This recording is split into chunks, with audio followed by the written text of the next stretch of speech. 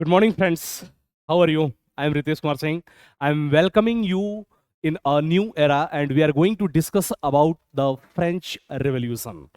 Today, we are going to discuss about the class 9th first chapter of history book, the French Revolutions that happened in French in 1789, and its impact was worldwide. जी हाँ, बिल्कुल। जैसा कि मैंने अभी बताया कि आज हम लोग फ्रेंच रेवोल्यूशन के बारे में डिस्कस करने जा रहे हैं। Means today we are going to discuss about the French revolution. ये इतिहास की एक ऐसी घटना है जिसने पूरे विश्व स्तर को प्रभावित किया। यानी कि this is the happenings in the world level that affects whole the world. जी हाँ, बिल्कुल। और इसी कड़ी में हम लोग आगे जुड़ेंगे और ये कक्षा 9 की या क्लास 9 का जो पहला आपका चैप्टर है इतिहास का एसएसटी सेक्शन में, वो है फ्रांस की क्रांति। जी हाँ, बिल्कुल। और इसी फ्रेंच रिवॉल्यूशन से हम लोग आज अपनी कक्षा को शुरू करने जा रहे हैं और इसके बारे में हम लोग देखेंगे कि फ्रांस का जो रिवॉल्यूशन था वो कैसे था, इसका स्टार्टिंग क्या था, what was the main reason behind that, उसके पीछे का कारण क्या था, उसके प्रभाव क्या हुए, जो रिवॉल्यूशन था वो कितने स्टेजेस में एक एक करके धीरे धीरे डेवलप करता है, उसके बारे में भी हम लोग डिस्कस करेंगे।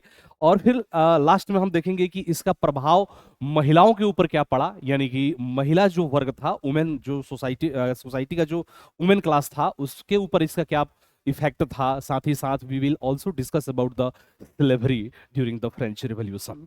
तो आप सभी लोग हमारे साथ जुड़ जाइए और बिल्कुल आप सभी लोग बने रहिए। ये एक तरीके से वन शॉट वीडियो है और इसमें हम लोग कंप्लीट फ्रेंच रेवोल्यूशन को कंप्लीट करेंगे और डिस्कस करेंगे, उसको पढ़ेंगे, समझेंगे एक एक चीज को। हाँ, यहाँ पे कुछ एक क्वेश्चंस भी मैं एक आप लोगों के लिए फॉर्मेट लेकर के आया हूं और उसके बारे में भी थोड़ा सा मैं लास्ट में डिस्कस करूंगा। तो बिल्कुल शुरू से लेकर के अंत तक बने रहिए। और ये जो आपका एनसीईआरटी का है फ्रेंच रिवॉल्यूशन, उसका कंप्लीट क्रक्स यहाँ पे आपको देखने के लिए मिलेगा।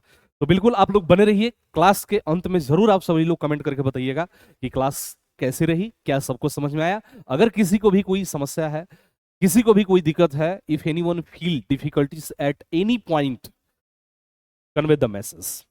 ओके, तो चलिए कंटिन्यू करते हैं। फ्रांस के बारे में हम लोग पढ़ेंगे और यहाँ पे देखिए एक मैं फिगर लेकर के आ गया हूं, ये अपने एनसीईआरटी का ही फ्रेंच रिवॉल्यूशन का फिगर है। वो रही द टेनिस कोर्ट ओथ, यानी कि जो टेनिस कोर्ट में जो ओथ लिया गया था, यानी कि जो शपथ लिया गया था, उसी का ये फिगर है। आपके एनसीईआरटी बुक में ये फिगर ऑलरेडी दिया गया है। इसके बारे में हम लोग थोड़ा सा आगे भी बढ़ेंगे तो पढ़ेंगे और इसको विस्तार पूर्वक, यानी कि डिटेल से हम लोग इसको डिस्कस करेंगे और समझेंगे। ठीक है, now come to the point.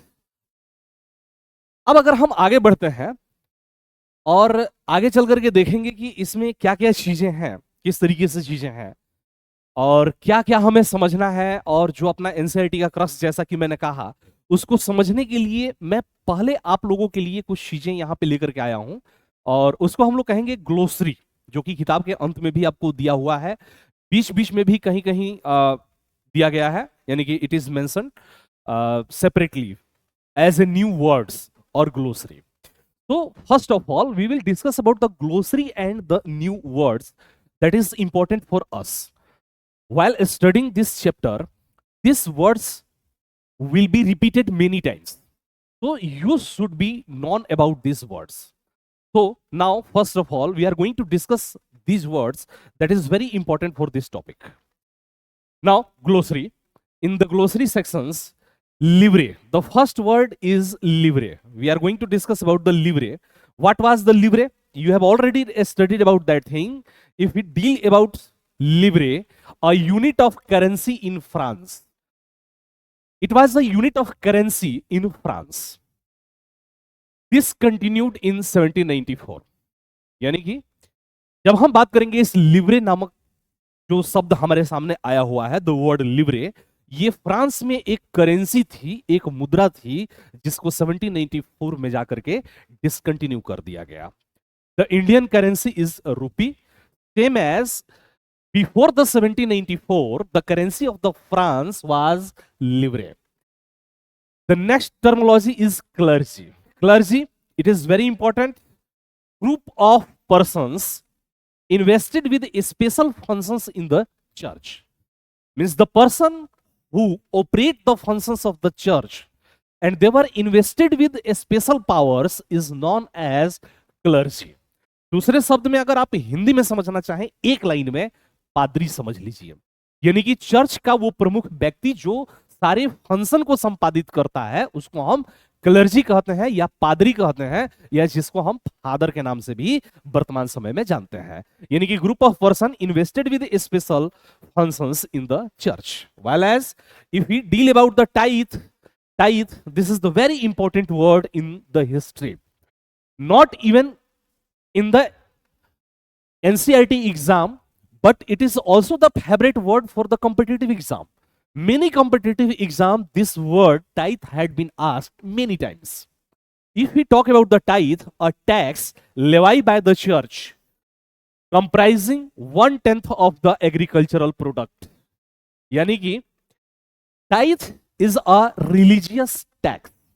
If we deal about that things, this is a religious tax levied by church. यानी कि ये जो एक कर था, टाइथ टैक्स था, ये एक तरीके से धार्मिक कर था जो कि चर्च के द्वारा लगाया गया था, और ये टोटल एग्रीकल्चरल प्रोडक्शन का, जितना एग्रीकल्चरल प्रोडक्शन होता था, जितना उत्पादन होता था, उसका 1/10 या 1/10 ये किसके द्वारा लिया जाता था? तो ये चर्च के द्वारा लिया जाता था. पहले the tax to be paid directly to the state. यानी कि ये क्या होता था? तो ये डायरेक्टली किसको दिया जाता था? यानी कि tax to be paid directly to the state. यानी कि इसके बारे में अगर हम बात करेंगे तो एक लाइन में अगर आप समझना चाहेंगे तो ये डायरेक्ट टैक्स था, जैसे हम लोग करते हैं ना इनकम टैक्स हम लोग फिल करते हैं ना, उसी तरीके से this was the direct tax. पहले tax to be paid directly to the state, यानी कि स्टेट जो टैक्स डायरेक्टली कलेक्ट करता था उसको हम टैले के नाम से जानते हैं. कंटिन्यू करेंगे. Now move to the next slide. Subsistence crisis. This word is specially mentioned in your book. If you talk about this words, extreme situation where the basic means of livelihood are endangered. यानी कि this is the extreme situation of a state where the basic means of livelihood means we can say the employment, the agricultural production and the many things. यानी कि the basic means of livelihood are endangered.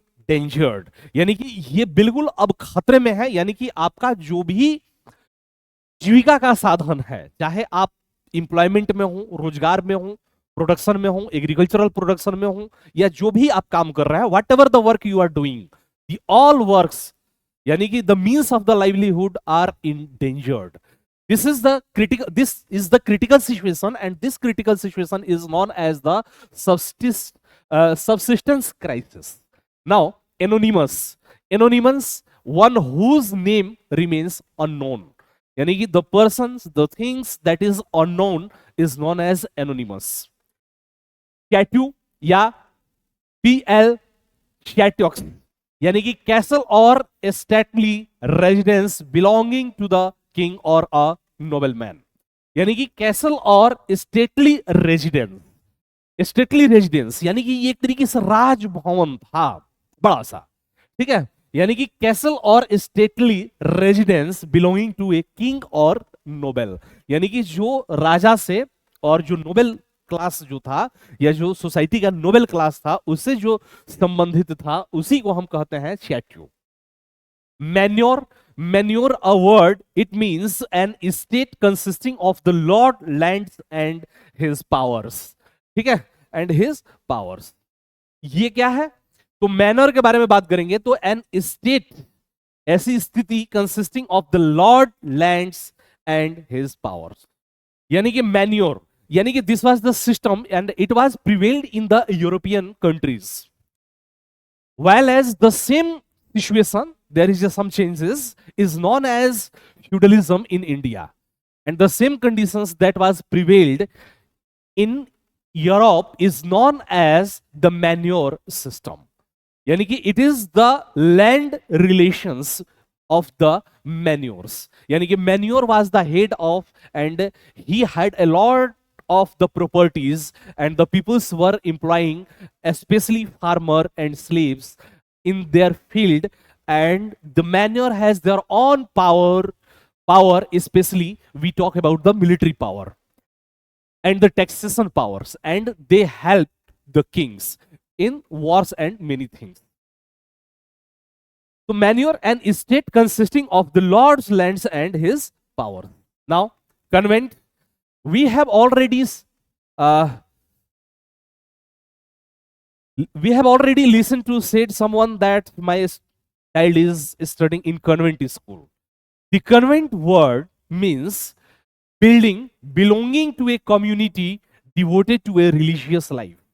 यानी कि if we talk about the word convent, building belonging to a community, यानी कि convent means a building that belongs to a community devoted to a religious life, that is completely devoted for the religious life, while as treason means betrayal of one country or government.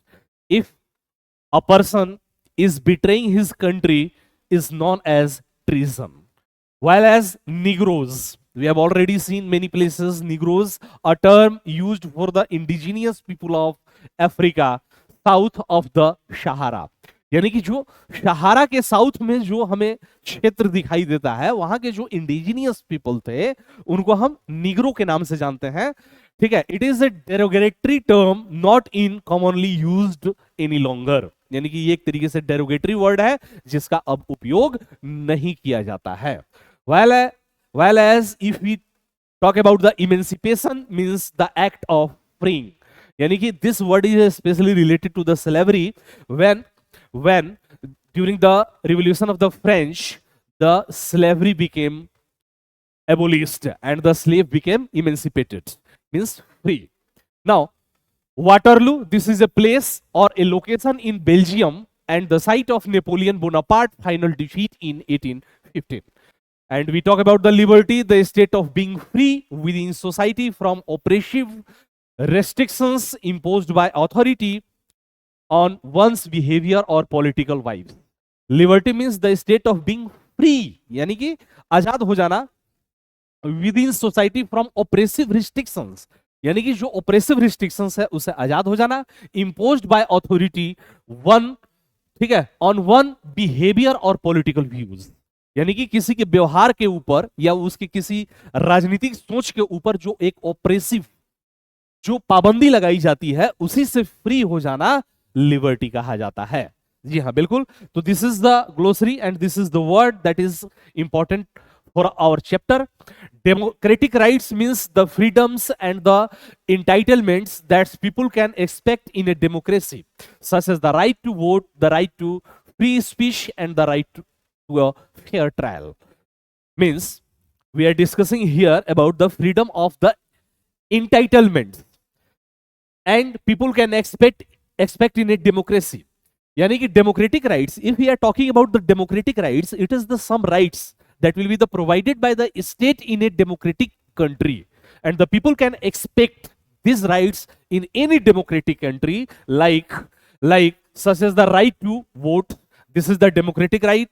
The right to free speech means you can say something on your views. This is the democratic rights, and the right to fair trial. This is also the democratic rights. Now, feudal system.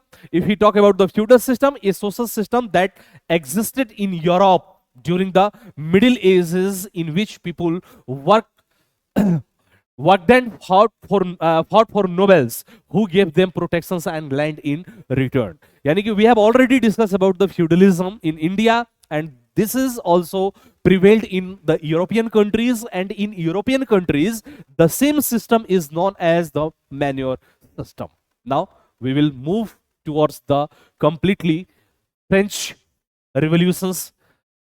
So be careful and focus on these studies. The French revolutions. Introduction. If we talk about the introduction, why the French revolution happened? What was the main reason behind the French revolutions? So we are going to discuss here about the French revolutions. First of all, we will discuss about the introduction. Then we will discuss about the political causes that was prevailed in France.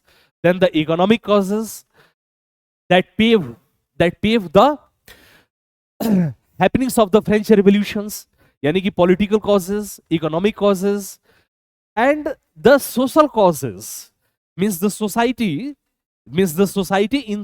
French in the French countries were divided into three parts. The first part was known as the clergy, and they were invested with the special powers.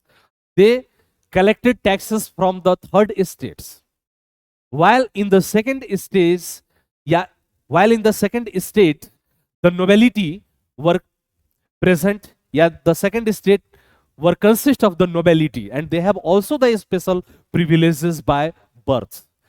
But in the third estate, there were the common peoples, and they were suppressed by a large number of taxes, tithe, taille, and many more taxes, and they have no any privileges in the society.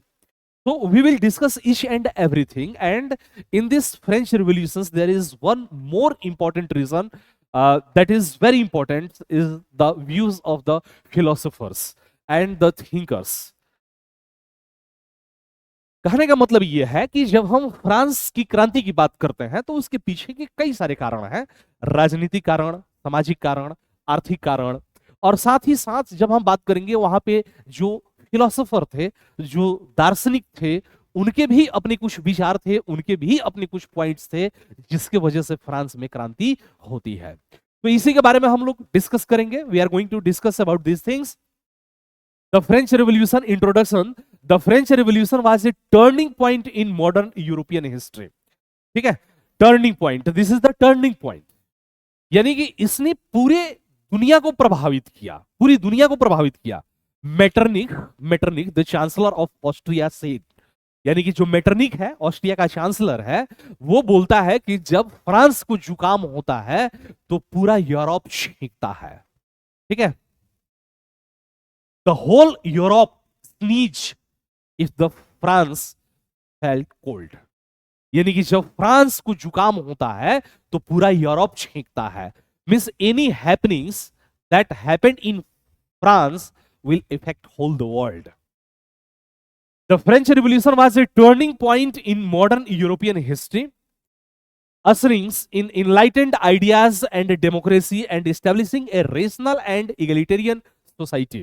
It begins in 1789 and concluded in 1799. यानी कि if we talk about the French Revolution, it started when it started 1789 and concluded in 1799. After the 1799, the Napoleon came into emergence. And Napoleon again established the monarchism, and he abolished the views and the we can say the ideas ideologies of the French Revolution.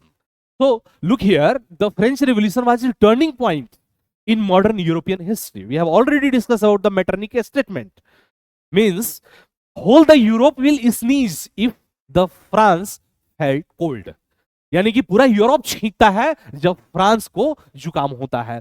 Ushering in enlightened ideas, जिसने कि enlightened ideas को लेकर के आया, मतलब कि बाहर किया, and democracy and establishing a rational and egalitarian society, यानी कि एक तार्किक और समतामूलक समाज, यानी कि इगलिटेरियन, जिसमें all peoples were equal, that is known as the egalitarian society, establishing a rational and egalitarian society. It began in 1789 and concluded in 1799. यानी कि if we talk about the French Revolution, it started in 1789 and it concluded in 1799. Now, in France and its colonies, the French Revolution was a period of social and political upheaval. The monarchy was overthrown and the decline of absolute monarchies in other regions of Europe was affected by the liberal and the radical views. This was also the revolutions that brought Napoleon Bonaparte to power. In the France and its colonies, यानी कि France में और उसकी colonies में, the French Revolution was a period of social and political upheaval, यानी कि ये एक तरीके से एक ऐसा समय है, फ्रांस और उसके जो भी कॉलोनीज थे, उपनिवेश थे, उसमें एक तरीके से आप देखेंगे कि ये फ्रेंच रिवॉल्यूशन का जो समय है, सामाजिक और राजनीतिक अपहेवल का समय है। द मोनार्की वाज ओवरथ्रोन, जो राजतंत्र है उसको उखाड़ करके फेंक दिया गया, हटा दिया गया, that was the completely abolished, and the decline of the absolute monarchies in other regions of Europe was affected by liberal and radical views. It means in the France, the some peoples were related to the radical and liberal views, and they also spreaded the ideologies of these revolutions. Means the complete monarchies in other regions of Europe was affected by liberal and radical views. यानी कि what was the radical and the liberal views that was nurturing in the France, that also spreaded the ideologies of the French Revolution in the other countries also. This was also the revolutions that brought Napoleon Bonaparte to power. Means it is clearly mentioned this was also the revolution, ये एक ऐसी क्रांति थी that brought Napoleon Bonaparte to power, जिसने क्या किया, तो Napoleon Bonaparte को पावर में लेकर के आया। In 1789 the French revolutions began. If we talk about the French revolution, it started in 1789, especially the storming of the Bastille Fort, 14th of July 1789. In 1789, the French Revolution begins. The top classes were shaken by the series of events that began with the middle class.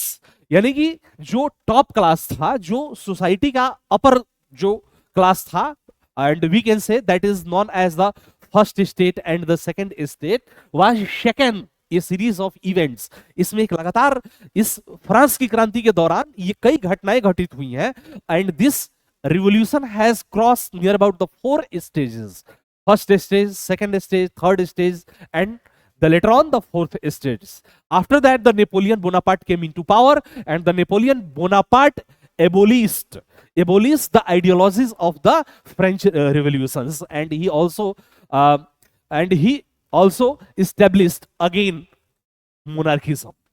So we can say, shaken by the series of events, there is a lot of events during the French revolutions that begin with the middle classes. यानी कि ये French revolution जो है middle class के द्वारा शुरू किया गया था. The people rose up against the monarchy brutal rule. और इसमें जो कॉमन पीपल थे वो राजतंत्र के या मोनार्की के जो एक ब्रूटल, या आप कह सकते हैं कि जो एक तरीके से खतरनाक या ब्रूटल या क्रूर जो शासन था उसके खिलाफ उठ खड़े हुए. The values of liberty, and the word liberty we have already discuss about that thing, means the abolition of the oppressive rule. ठीक है. फ्रेटर्निटी मींस भ्रातृत्व, यानी कि brotherhood, and the equality were promoted during this revolutions. Mean this term, these 3 terms, it is very important terms, and in the Indian constitutions these terms had been taken from the French revolutions. We can say the liberty means the free, a people can feel free in a democratic country, and he can expect some rights from the states. In the liberty, fraternity means the brotherhood, and the equality were promoted during this revolutions. The revolutions began on July 14, 1789. यानी कि ये कब शुरू होता है? 14 जुलाई 1789 को, with the storming of the Bastille. यानी कि बास्टिल के किले के पतन के साथ उसको तोड़ दिया जाता है. ए फोर्ट्रेस प्रिजन, यानी कि ये एक तरीके से प्रिजन था, and after the decline of the Bastilles all the prisoners were set free. The Bastille was hated by all because it symbolized the king's dictatorial powers. ठीक है. The fortifications was reduced to rubble. यानी कि the peoples were hating the Bastille fort. Why? Because it symbolized the power of the king and the deteriorated power. So the peoples abolished or the stormed the Bastille fort in 14th July 1789, and this was the day when the French Revolution started. And in the France, this day is celebrated as the Independence Day, यानी कि 14th of July 1789. And if we talk about the Indian Constitution, स्वतंत्रता, समानता and बंधुत्व, स्वतंत्रता, समानता, बंधुत्व, and the liberty, we talk about the liberty, fraternity and equality. equality had been taken from France, taken from France, taken from France in Indian constitution, in Indian constitution, यानी कि it had been taken from France in Indian constitutions, three words liberty, fraternity and equality, यानी कि हिंदी में इसको हम बोलते हैं स्वतंत्रता, समानता और बंधुत्व. Move to the another slides. Causes of the French revolutions means what was the main causes behind the French revolution. बोल रहा है कि France was the most populous country in Europe, यानी कि यूरोप में सबसे ज्यादा अगर हम बात करेंगे जनसंख्या का तो ये कहां पे था, तो फ्रांस में था at the time. And it had been expanding in wealth and status since king Louis 14 reign. Most populous country के साथ साथ it was continuous being expanding its territory and wealth. ठीक है, and it has been expanding in wealth and status since king Louis 14. आप लोगों ने एक movie देखा होगा, यहाँ पे आया था बहुत दिन पहले भारत में, बाहुबली. ठीक है, उसमें शिवगामी देवी क्या कहती है कि मैं ही राज्य हूं और मेरे शब्द ही शासन है. सेम एज, बिल्कुल एकदम बिल्कुल सेम. लुई 14वां जो है बोलता है कि मैं ही राज्य हूं और मेरे शब्द ही कानून है. I am the state and my word is law. This was the statement of Louis 16. Louis XVI was the most powerful ruler and he was dictator, completely dictator. In any monarchism, we saw that the king is completely dictator. Same as Louis XIV was also dictator and he said, I am the state and my word is law. मैं ही राज्य हूं और मेरे शब्द ही कानून है. And at the time of the Louis XIV reign, France had been expanding in wealth and status since King Louis XIV. Louis XVI of the Bourbon dynasty, that is known as the Bourbon dynasty, ascended the French throne in 1774. यानी कि he was the king at the time of the French Revolution, Louis XVI, and he ascended the French throne in 1774. He was 20 years old and married to Mary Antoinette. And he was married to Mary Antoinette and she was the princess of Austria. An Austrian princess. However, the country was still socially and politically backward. बावजूद इसके जो राज्य जो था, we are talking here about the France, वो सामाजिक रूप से और राजनीतिक रूप से बैकवर्ड था. So the economic growth of the country was not obvious. इसीलिए जो इकोनॉमिक ग्रोथ होना चाहिए उसका वो नहीं हुआ था, यानी कि the economic growth was not obvious. Now look to the causes of the French revolution. The first causes was social inequality. In the French society, the peoples were divided into three classes: first state, second state, and the third state. E-S-T-A-T-E, state.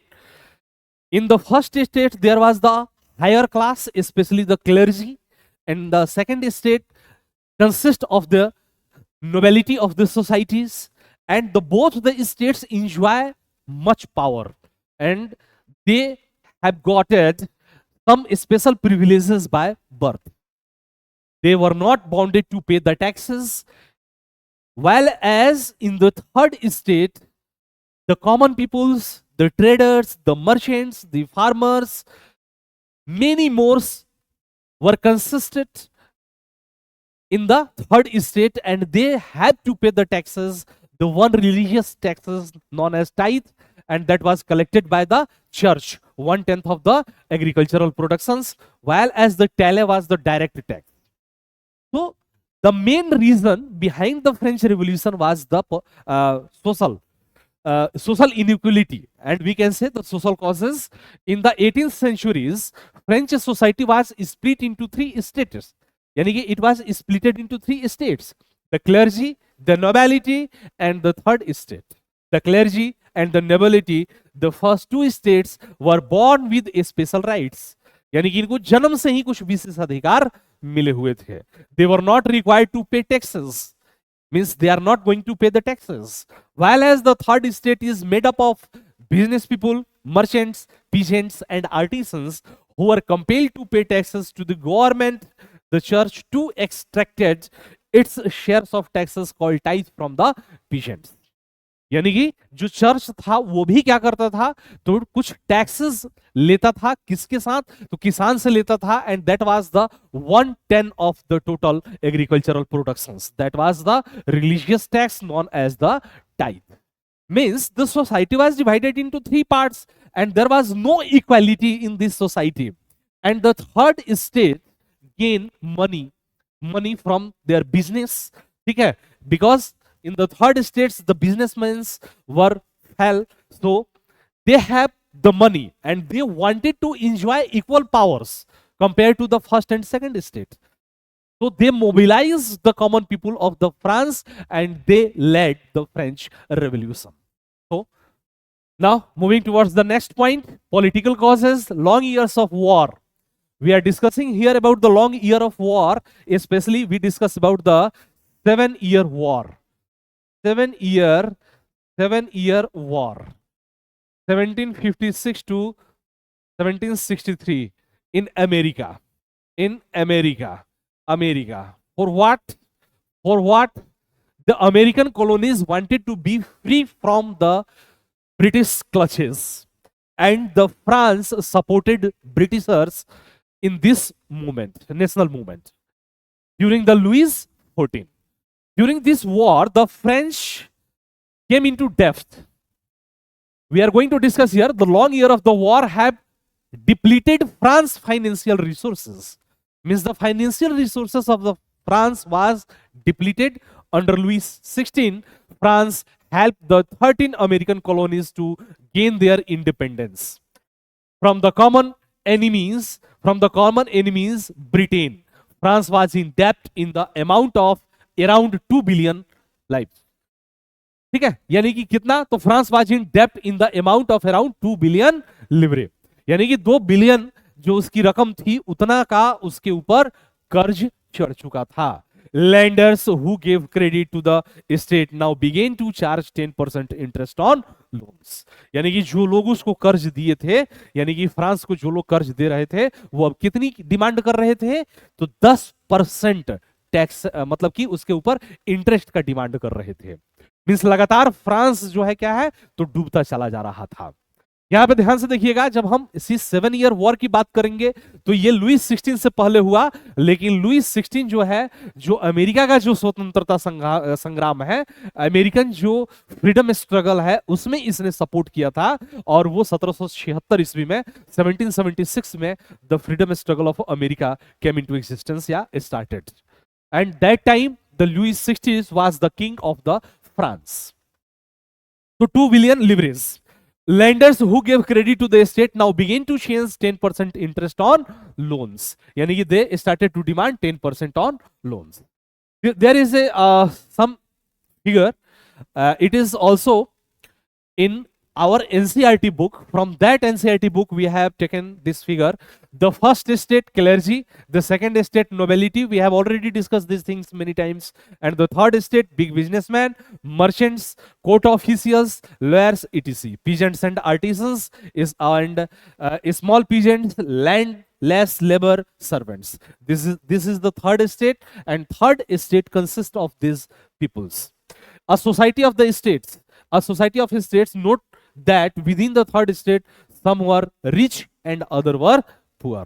यानी कि in the third estate, some were rich and other were poor. So we are going to continue from there.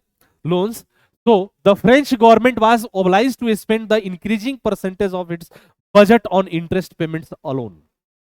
What it says? So the French government, इसलिए जो France की सरकार थी, was obliged to spend an increasing percentage of its budget on interest payments alone. यानी कि जो उसका total budget था, उसमें से जो एक बड़ी संख्या थी इसकी, वो कहां पे जा रहा था, तो इंटरेस्ट पेमेंट में. The state was compelled to raise taxes to pay its usual expenses, such as the cost of keeping an army, the judiciary, running government officials and universities. आगे क्या है, the state was compelled to raise taxes. जो state है, जो France है, वो मजबूर हुआ किसके लिए, तो compel to raise taxes to pay its usual expenses, क्योंकि ब्याज पे इसका बजट का एक बड़ा हिस्सा चला जा रहा है। लेकिन उसके दैनिक जो कार्यक्रम है या जो सरकार चलाने के लिए जिन चीजों की आवश्यकता है, उसके लिए भी तो उसको एक्सपेंसेस करना है।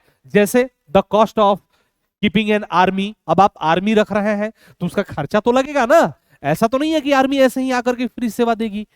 साथ ही साथ आपको न्यायपालिका को चलाना है, जुडिशियरी को चलाना है, running government officials and universities, जो विश्वविद्यालय है, जो गवर्नमेंट ऑफिशियल्स हैं, इन सब को चलाने के लिए आपको क्या करना है, तो टैक्सेस चाहिए, मतलब पैसे चाहिए। और ऑलरेडी जो आप कर्ज ले चुके हैं युद्ध में जो खर्च कर चुके हैं, डेफिसिट में जो चले गए हैं, अब जो मनी लेंडर्स हैं वो कितना मांग रहे हैं, तो 10% टैक्स मांग रहे हैं, मतलब सॉरी 10% जो है वो ब्याज इंटरेस्ट मांग रहे हैं। तो अब अगर आप 10% इंटरेस्ट अगर आप उनको पे करते हैं, if you pay 10% interest to them, then you will have to arrange money from the other sources, and the other sources was only to levy taxes. Clear? So this was the political causes, and now the economic problems, it also prevailed in the French societies. In addition, France populations grew from 23 million in 1750 to 28 million in 1789। यानी कि France की जो जनसंख्या है वो 1715 में जो 23 million थी, वो 1789 ईस्वी में बढ़ करके 28 मिलियन हो गई। फूड ग्रेन्स वर इन हाई डिमांड, यानी कि जो अनाज है भाई, जब जनसंख्या बढ़ेगी तो अनाज तो चाहिए, बिना खाए तो रहेगा नहीं कोई। तो ऐसी स्थिति में the food grains was in high demand, the cost of bread increase dramatically, यानी कि एकदम नाटकीय तरीके से ब्रेड की जो मांग है वो बढ़ गई। और मजे की बात यह है कि जो लुई 16 है ना, उसको इन सब के बारे में बहुत ज्ञान है, न मेरी एंटोनियोट को इसके बारे में ज्ञान है।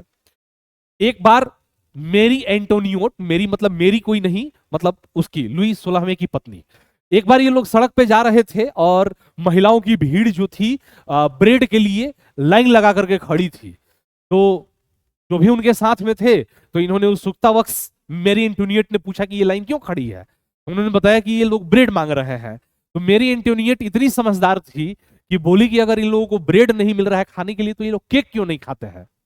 अब बताइए कि जिसको ब्रेड खाने के लिए नहीं मिल रहा है, महंगाई बढ़ गई है, पाव रोटी नहीं है, ब्रेड नहीं है, वो बेचारा केक कहां से ही खाएगा। आ रहा है समझ में। तो इसलिए कहा गया है कि फ्रांस में तो कोई मतलब कि कुव्यवस्था का, यानी कि मिस गवर्नमेंट की तो कोई बात ही नहीं थी, वहां पे तो कोई गवर्नमेंट ही नहीं थी, यानी कि कुप्रशासन की तो कोई बात ही नहीं है, वहां पे तो कोई प्रशासन ही नहीं था, शासन ही नहीं था। तो ये स्थिति थी फ्रांस का। तो bread increase dramatically, wages did not keep up with inflation, यानी कि जो मजदूरों की मजदूरी बढ़ी थी वो इन्फ्लेशन के तुलना में नहीं बढ़ी थी। अरे बात समझ में। This resulted in A food shortage, इससे क्या हुआ, तो अनाज खत्म हो गया। ठीक है, this became worse whenever drought और हेल रिड्यूस द हार्वेस्ट, साथ ही साथ जब सूखा पड़ गया और जो अदृश्य या आप हेल रिड्यूस द हार्वेस्ट, यानी कि जो प्रोडक्शन है वो घट गया। This lead to the subsistence crisis, we have already discuss about this word, subsistence crisis and extreme situations where the basic means of livelihood are endangered, यानी कि basic means of livelihood are endangered. This word is known as subsistence crisis. This led to the to a subsistence crisis. अरे बात समझ में। क्योंकि क्या हुआ, तो प्रोडक्शन हुआ ही नहीं ना, मजदूरी बढ़ी नहीं, रोजगार है नहीं। तो ऐसी स्थिति में इसको हम किस नाम से जानते हैं, तो subsistence crisis.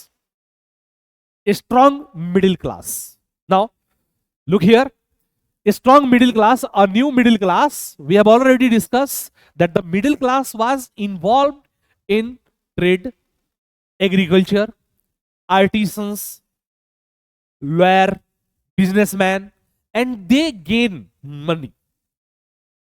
A new middle class emerged, educated and wealthy during the 18th century. 18th century means 18th century means from 1701 to 1701 to 1800. This is known as the 18th century. The wealthy during the 18th century, they believe that no group in society should be given privileges by birth. Yani ki they believe that no group in the society should enjoy the special power, special privileges by birth. If they have ability, they should enjoy. But by birth, they should not enjoy. Ideas of inequality and freedom were put forwarded by philosophers such as John Locke. The next line, ideas of equality, mean the egalitarian society. We have already discussed about that thing. Ideas of equality means the egalitarian society, and the freedom was put forward by philosophers. Yani ki the philosophers during this period put forward the ideas of equality and freedom, such as John Locke, Jean-Jacques Rousseau. Locke sought to refute the doctrine of the divine and absolute rights of the monarch in his two treatises of government.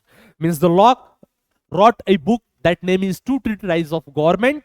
In this book, he refuted the divine origin of the state. Means he was not accepting that the king was the representative of the god. And he completely refuted the doctrine of the divine and the absolute right of the monarch in his Two Treatises of Government. Yani in his book Two Treatises of Government, he refuted the divine origin of the government. While as the Rousseau proposed a form of government based on a social contract. Means Rousseau said that the government should be on the social contract. Yani ki there should be a contract between king and the common peoples, and on that basis the monarchism should be in existence. So Rousseau proposed a form of government based on a social contract between people and their representatives. Montesquieu proposed a division of power within the government. Montesquieu proposed a division of power within the government between the legislative, the executive, and the judiciary in the spirit of law. Montesquieu wrote a book named is The Spirit of Law. The Spirit of Law. And in this book, he talked about the power of separation between the legislative, executive, and judiciary. This is known as the power of separation. Power of separation. ठीक है, within the government, between the legislative, the executive, and the judiciary in the spirit of the law. The ideas of these philosophers were discussed intensively in saloon and coffee houses and spread among people. यानी कि these ideas of philosophers were used to be discussed in saloons, coffee clubs, and many other public places, and it spreaded the common people. ठीक है, saloons, coffee houses, and spreaded among the people. यानी कि अब इसको समझ लीजिए, थोड़ा सा हिंदी में भी समझ लीजिए. हम लोग कहते हैं कि बेशक हम लोग इंग्लिश मीडियम में पढ़ रहे हैं, इंग्लिश मीडियम की क्लास है, लेकिन क्या ही कीजिएगा, कुछ कुछ बात जो है वो अपना को हिंदी में ही समझ में आता है. तो उसी के बारे में मैं बोल रहा हूं कि ये क्या है कि फ्रांस की क्रांति के दौरान जो फिलोसोफर्स थे उन लोगों ने क्या किया कि लोगों को एक तरीके से ऐसा विचार दिया जिससे फ्रांस की क्रांति में आप देखेंगे कि क्या हमें दिखाई देता है कि उसमें थोड़ी सी तीव्रता दिखाई देती है, या फ्रांस की क्रांति में इन लोगों ने सहयोग दिया. जैसा भी हमने डिस्कस किया लॉक का टू ट्रीटाइज ऑफ गवर्नमेंट, उसमें राजा के बारे में ये जो कहा जाता है कि ईश्वर का प्रतिनिधि है, देवताओं ने इनको भेजा है, ये डॉक्ट्रिन ऑफ डिवाइन ओरिजिन या जो दैवीय उत्पत्ति का सिद्धांत है उसको खारिज कर दिया. ठीक उसी तरीके से रूसो ने जो सोशल कॉन्ट्रैक्ट बुक लिखा उसमें रूसो ने बताया कि कॉमन पीपुल के बीच में और उनके रिप्रेजेंटेटिव के बीच में एक समझौता होना चाहिए, and on that agreement the government should be run. वहीं पे जब हम मॉन्टेस्क्यू की बात करेंगे तो जहां राजा के पास सारे पावर रहते थे, यानी कि एग्जीक्यूटिव का, जुडिशियरी का, लेजिस्लेटिव का, ये उसने बोला कि किसी भी एक व्यक्ति को इतना शक्तिशाली नहीं होना चाहिए। और वो किसके बारे में बात करता है? सेपरेशन ऑफ पावर के बारे में। मॉन्टेस्क्यू ने एक बुक लिखी जिसका नाम था the spirit of law, and in this book he talks about the separation of law between the legislative, executive and judiciary. So move to another immediate cause. Louis XVI called an state general assembly on May 5th, 1789 to implement new tax policies. We have already discussed about the France was in huge deficit and he will have to arrange money to run their administrative activities. So he think to impose new taxes, and we have already discussed about that things that the first estate and the second estate was enjoying a privileges by birth and he was not bound to pay taxes, while the third estate was used to pay taxes and he was suppressed by the huge amount of taxes. So to impose new taxes, Louis XVI called an state general assembly on May 5th, 1789, implemented new tax policies. The third estate was opposed to the propositions, but only because each state had only one vote, although having the most numbers. The first and second state had 300 representative each and the third state has 600 representative. इसको समझिए थोड़ा सा, matter तो लिखा हुआ ही है। First state को भी एक वोट था। क्या था? फर्स्ट स्टेट, इसको भी वन वोट था। सेकेंड स्टेट को भी क्या था? तो सेकेंड स्टेट को भी वन वोट ही मिल रहा था, दिया गया था।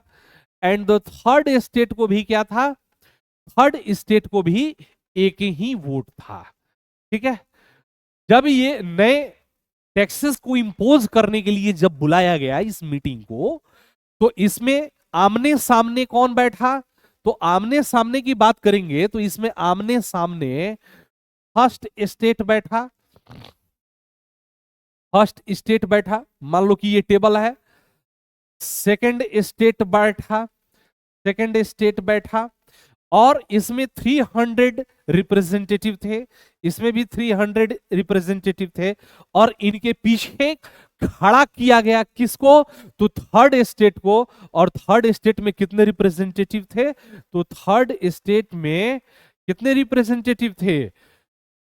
तो इसमें थर्ड स्टेट मिला, मतलब दोनों क्षेत्र में थर्ड स्टेट के कितने थे? तो 600 रिप्रेजेंटेटिव थे, जिनको इन दोनों के पीछे खड़ा किया गया। And the people of the third state wanted, according to the democratic ideologies, he were demanding one vote for each person, while as the first and the second state demanding, as the old circumstances, that the each state has right of one vote. So this was the main issue of conflict. The state were opposed to the proposition, ठीक है, but only because each state has only one vote, although having the most number, the first and second state has 300 representative each and the third state has 600 members. So the third state urged that voting be done by entire assembly. Third state ने क्या demand किया? कि पूरी assembly के द्वारा voting किया जाना था और किया जाना चाहिए, क्योंकि इनकी संख्या ज्यादा थी, 600 थी। Assembly with each member having one votes. This was one of the democratic principles. What was this? This was the democratic principles put forward by philosophers like Rousseau in the book Social Contract. In this book, Social Contract, Rousseau described about the democratic principles for the one vote for each person. And this, according to these principles, the third states were demanding the voting for the entire assembly. The king dismissed the appeal and they left the meeting without saying anything.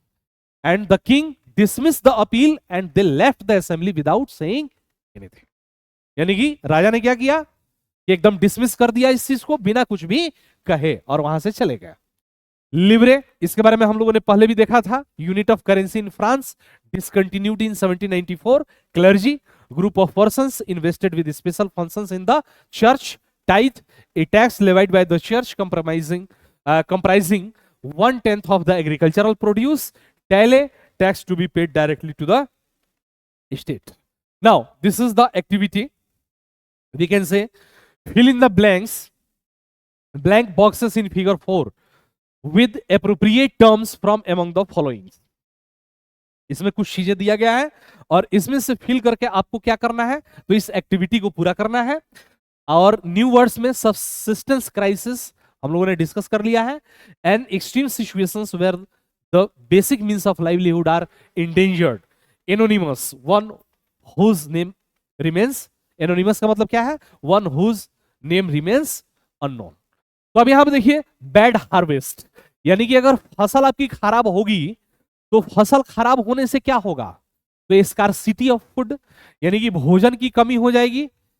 Scarcity of food, यानी कि scarcity of food, भोजन कम हो गया। इससे क्या हुआ, तो scarcity of food जैसे ही होगा तो इसमें क्या होगा, तो राइजिंग फूड प्राइसेस, क्या हो जाएगा, तो राइजिंग फूड प्राइसेस। जब भोजन का कमी होगा, खाद्यान्न की कमी होगी, फूड ग्रेन्स की कमी होगी, तो कीमत बढ़ेगी। The poorest can longer bye bread, अब वो लोग नहीं खरीद सकते जो गरीब लोग हैं, तो ये क्या करेंगे भाई, तो जब नहीं खरीद पाएंगे तो ऐसी सिचुएशन में क्या होगा, तो फूड राइट्स होगा, यानी कि भोजन के लिए क्या होगा, तो भोजन के लिए फूड राइट्स होगा, यानी कि भोजन के लिए दंगा होगा। और इसी के साथ साथ क्या होगा, तो इसी के साथ साथ इनकी वीकर बॉडीज हो गई, क्या होगी, कमजोर होंगे, वीकर बॉडीज, यानी कि इनका शरीर कमजोर होगा, और शरीर कमजोर होगा तो इनको बीमारी आएगी, एंडेमिक होगा, फूड राइट्स दंगे होंगे, और फिर दोनों स्थिति में क्या हो जाएगा, तो नंबर ऑफ डेथ इंक्रीज्ड, ठीक है, increase number of death, increased number of death. ये आपकी एक्टिविटी है और इसको आप लोग कर लीजिएगा, ये आपके एनसीईआरटी बुक में दिया गया है, और इसी क्रम में जैसे जैसे एरो दिखाया गया है इसी क्रम में आपको इसको फिल करना है। You will have to fill this.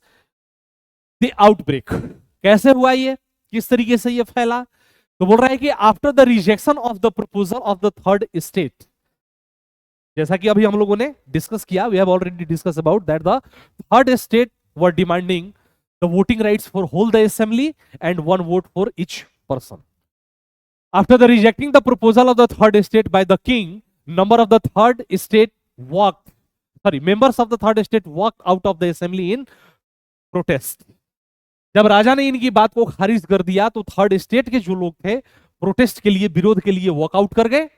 On 20 June 1789 को the representative of the third state assembled in the hall of an indoor tennis court, यानी कि 20 जून को जो थर्ड स्टेट के मेंबर थे ये लोग टेनिस कोर्ट में इकट्ठे हो गए on the ground of Versailles, where they declared themselves as national assembly. और इन्होंने 20 जून को ही क्या किया, अपने आप को नेशनल असेंबली घोषित कर दिया, यानी कि they declared themselves as national assembly and vowed to draft a constitution for France that would limit the power of the monarch. और इन लोगों ने शपथ लिया, किस चीज का शपथ लिया, कि एक नया संविधान बनाएंगे और इस संविधान में क्या होगा, तो राजा की शक्तियों को लिमिट किया जाएगा। जो मोनार्किज्म है, राजतंत्र है, उसकी शक्तियों को क्या किया जाएगा, तो कमजोर किया जाएगा, यानी कि लिमिट कर दिया जाएगा। The third state was led by Mirabeau और नोबल। मीराबाओ जो है वो क्या था, एक नोबल था, यानी कि सेकंड क्लास से या सेकंड स्टेट से जुड़ा हुआ था। एंड द आबासीय ए प्रिस्ट, आबासीय क्या थे, तो एक पृष्ठ थे, यानी कि एक पादरी थे, we can say that clergy, ठीक है, वो क्या थे, एक तो आबासीय क्लर्जी थे।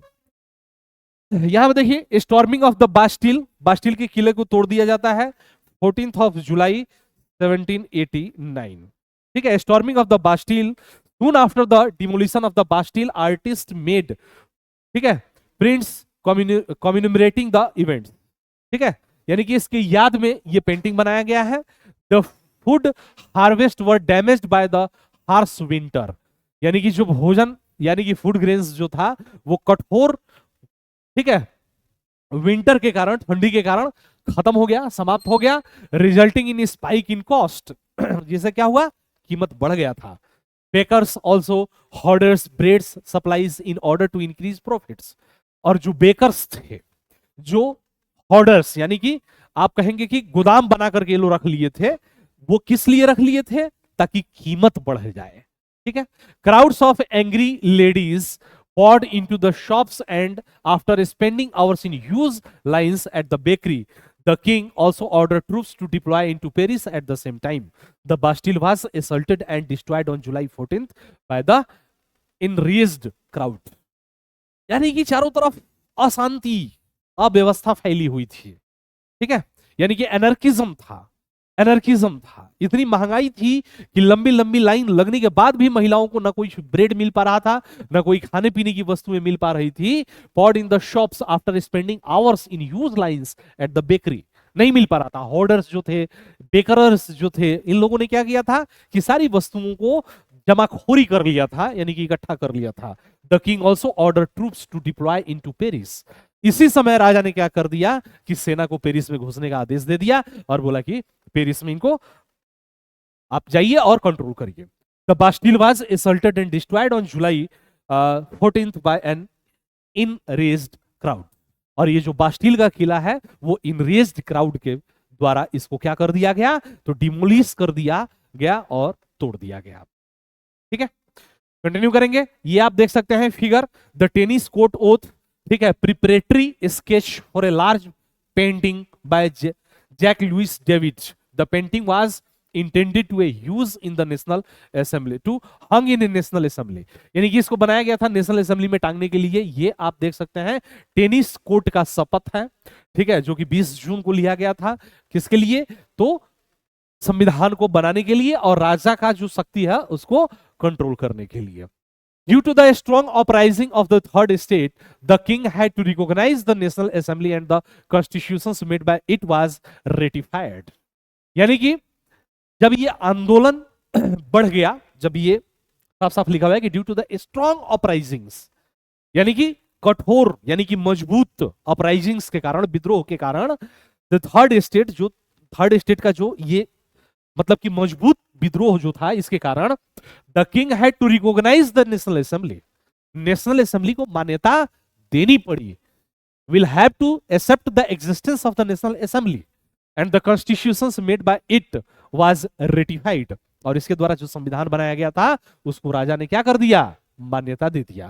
France passed a statute abolishing the feudal system of the responsibilities and taxes on August 4, 1789।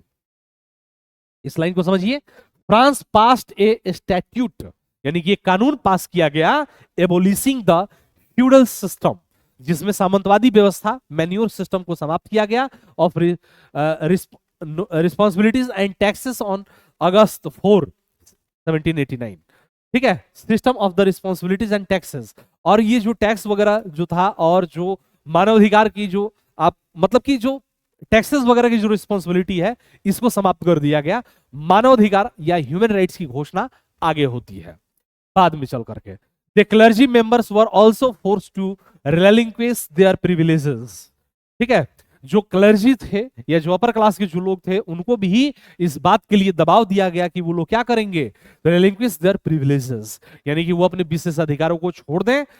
Tithe were एबोलिश्ड and the church land were confiscated, यानी कि टाइथ जो है, टाइथ वर एबोलिश्ड, टाइथ नामक जो रिलीजियस टैक्स था, that was being paid by the farmers to the church, 1/10 of the agricultural production that was being abolished and the church land were confiscated, यानी कि जो चर्च का जो संपत्ति था उसको क्या कर लिया गया, तो जब्त कर लिया गया, that was being confiscated.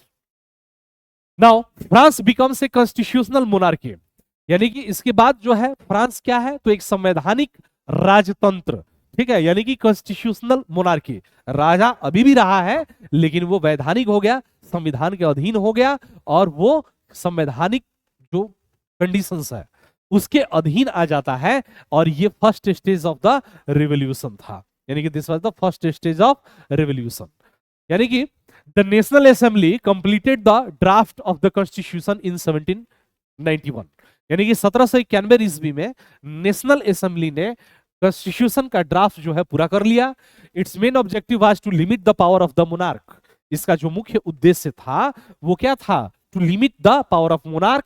These powers were now separated and assigned to different institutions, the legislature, executive and judiciary.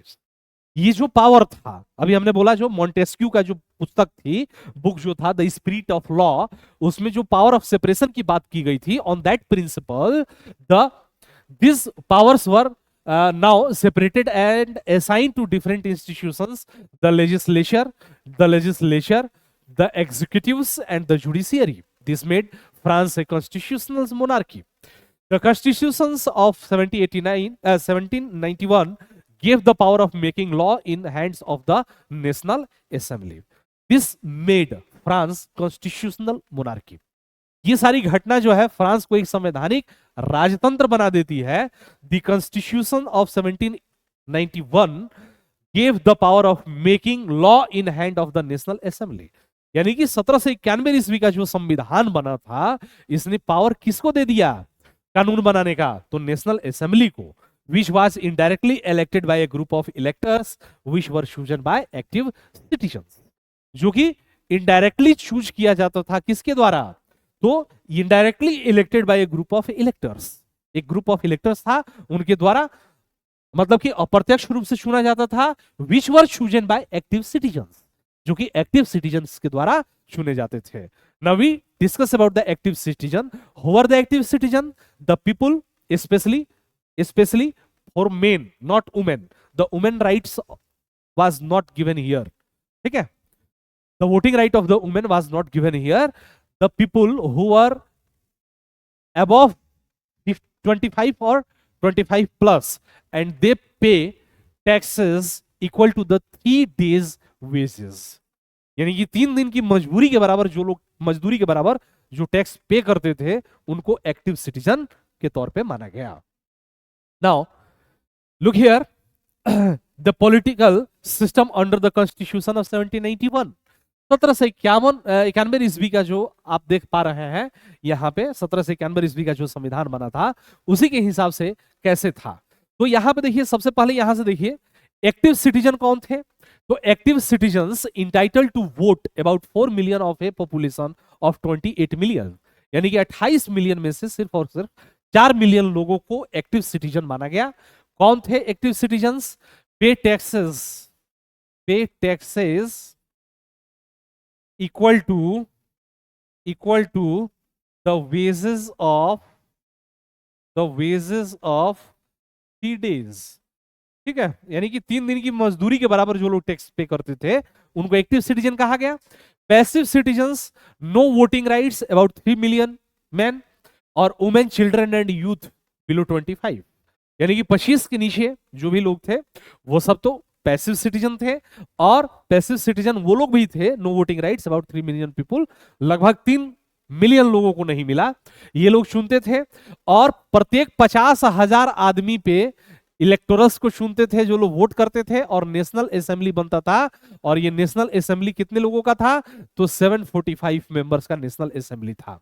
इसे लेजिस्लेचर बना था, और ये कंट्रोल किसको करता था, तो किंग को, और कंट्रोल किसको करता था, तो मिनिस्टर्स को।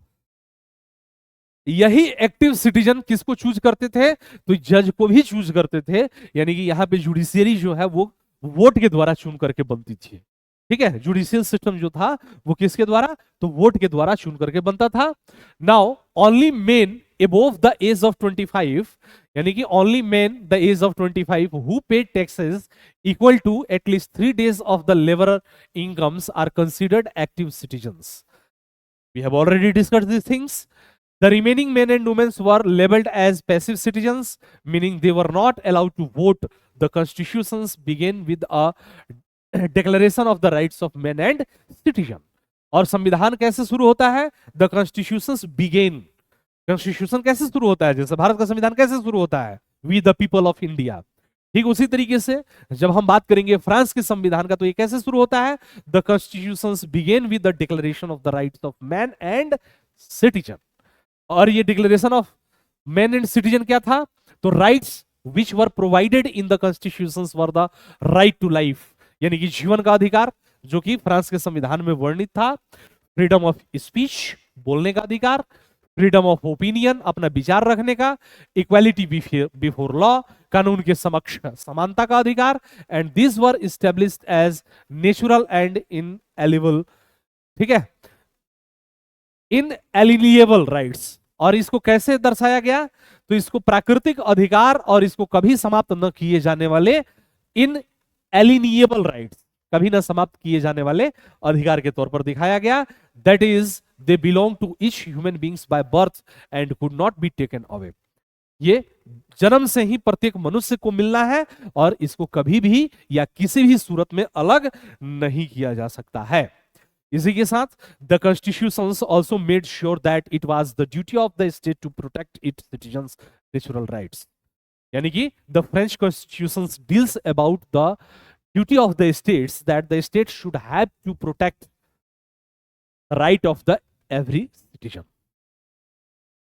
Means constitutions also made sure that it was the duty of the state to protect each citizen's natural rights. यानी कि प्रत्येक सिटीजन के नेचुरल राइट्स जो है उसको प्रोटेक्ट करने का, उसको संरक्षित करने का किसके पास अधिकार था या किसकी ड्यूटी थी? तो ये it was the duty of state. The declaration of rights of man and citizen, यानी कि व्यक्ति के क्या है ये? तो अधिकार, और मैन के सिटीजन क्या क्या था? तो freedom and equality, main were born free and equal in rights, यानी कि मनुष्य क्या है? तो मैन वर बॉर्न फ्री, आजाद जन्म लिया है, स्वतंत्र रूप से जन्म लिया है और इक्वल राइट्स होंगे। Aim of politics to preserve natural rights like liberty, property, security and resistance to operations. Sovereignty means it resides in the nations. Authority must come from the people. यानी कि sovereignty, संप्रभुता, यानी कि decision making की स्वतंत्रता ये राज्य में होगा, लेकिन ये शक्ति कहां से आएगी? पीपुल से आएगी। जैसे भारत के संविधान के बारे में भी आप जानते हैं, we the people of India. Liberty की बात करेंगे, the power to act as long as it doesn't harm others. Liberty का मतलब यह हुआ कि आप वहां तक स्वतंत्र है, वो सारी चीजें कर सकते हैं जहां पे दूसरों को कोई हानि न हो, ठीक है। Law limit, law can also forbid harmful actions to society. Expressions of law, law reflects the general will, all citizens are equal and can contribute to its. Protections from unlawful detainment, यानी कि arrest is permitted only as determined by law, यानी कि तभी आपको गिरफ्तार किया जा सकता है जो कि कानून के द्वारा मान्यता प्राप्त हो। Freedom of expression, citizens can express freely but are accountable for abuses, ठीक है। Common taxes, essentials for public force and administrations, it should be based on citizen means, property rights, it is sacred and can only be taken for public necessity with prior compensation, ठीक है। यानी कि property of rights जो है, property rights, it is sacred and can only be taken for public necessity with prior compensation, यानी कि जो धन संपत्ति का अधिकार है वो आपका अधिकार है और उसको तभी लिया जा सकता है जब वो किसी सार्वजनिक काम में उसका उपयोग किया जाना होगा, ठीक है। रीडिंग पॉलिटिकल सिंबल, देखिए कुछ फ्रेंच की क्रांति के दौरान कुछ सिंबल्स भी बने थे। इन सिंबल का मतलब क्या है? The majority of main and women in the 18th centuries could not read और राइट, यानी कि 18वीं सदी के जो फ्रांस के महिला और पुरुष थे वो लिख पढ़ नहीं सकते थे। So images and symbols were frequently used instead of printing words, इसीलिए लिखने की बजाय क्या किया जाता था? कुछ सिंबल बना दिए जाते थे to communicate important ideas. The painting by Le Barber use many such symbols to convey the content of the Declaration of Rights. Let us try to read these symbols. इस सिंबल्स को पढ़ने की बात कोशिश करेंगे। द ब्रोकन चेन, आप लोग समझ सकते हैं, हथकड़ी का टूटा हुआ होना। बोल रहा है कि the chains were used to fetter slaves. A broken chains stand for the act of becoming free. Means chains. We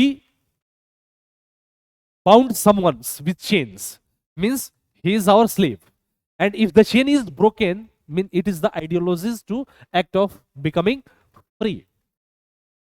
The bundle of rod and essence. One rod can be easily broken, but not an entire bundle's strength lies in unity. यानी कि this is the symbol of unity. The eye within a triangle means radiating lights. The all seeing eye stands for knowledge. The ray of the sun will drive away from clouds of ignorance.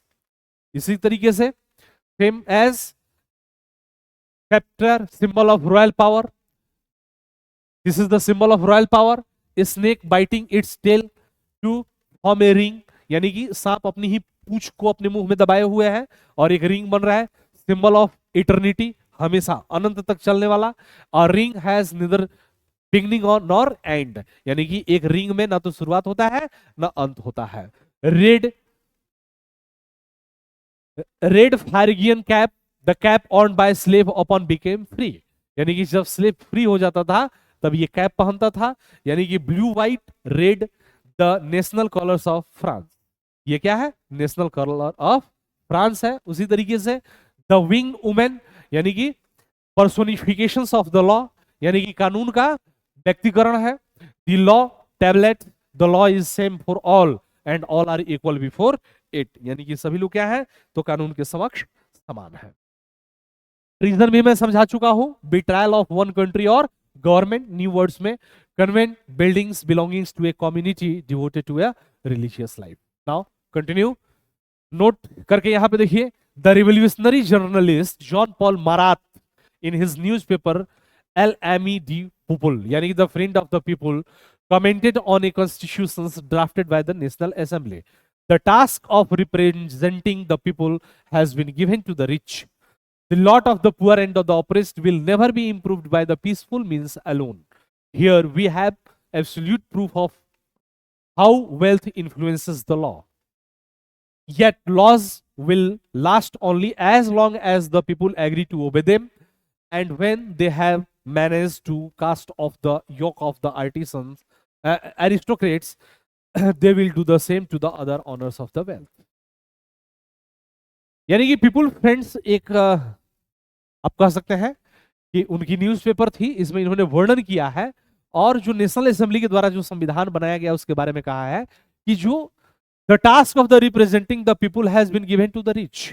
यानी कि representation का, representing जो people है वो कौन है? तो धनी मनी लोग हैं.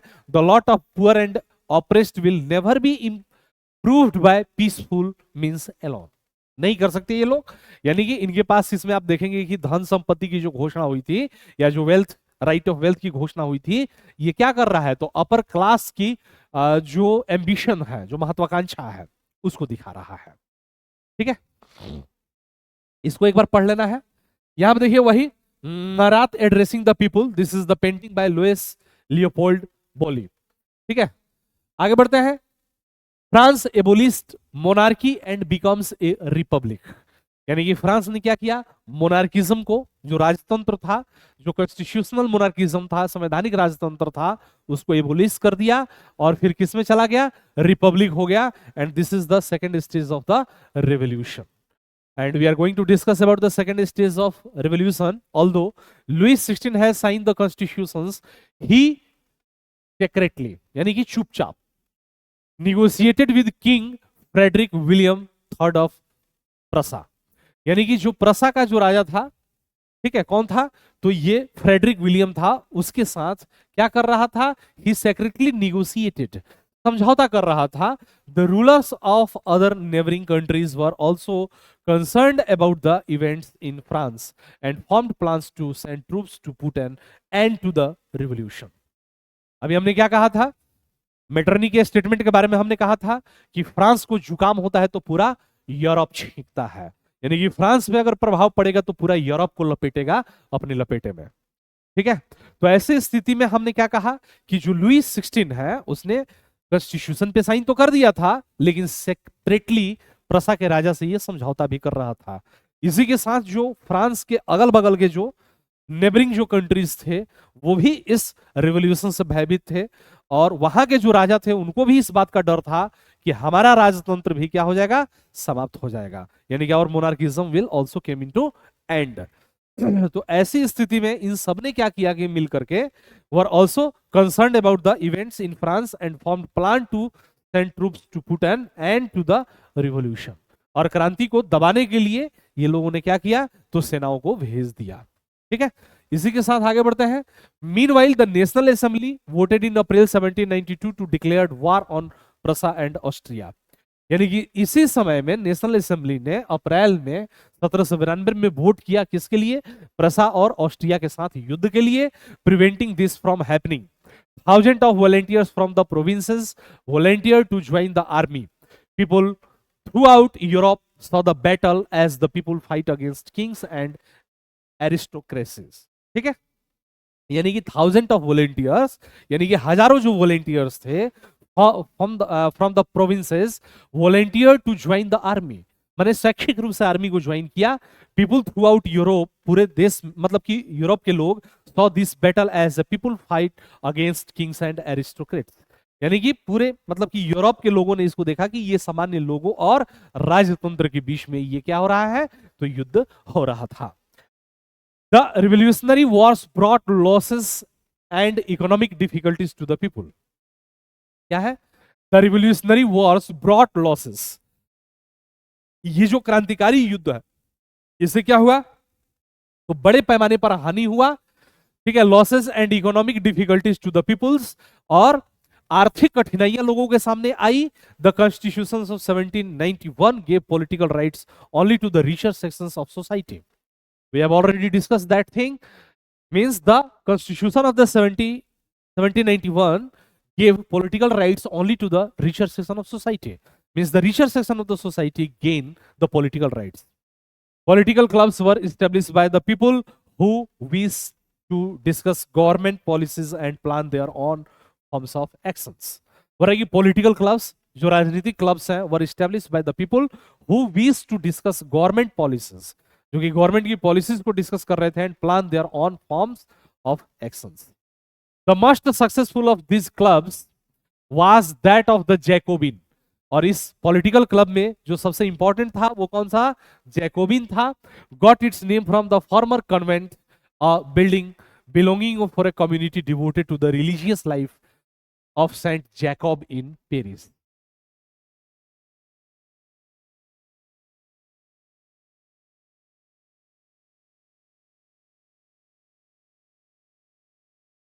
Got its name from the former convent building belonging to a community devoted to a religious life of Saint Jacob in Paris. यानी कि ये नाम कहां से आया है, तो सेंट जैकब के नाम से आया है। The members of the Jacobin club belong mainly to the less prosperous section of society.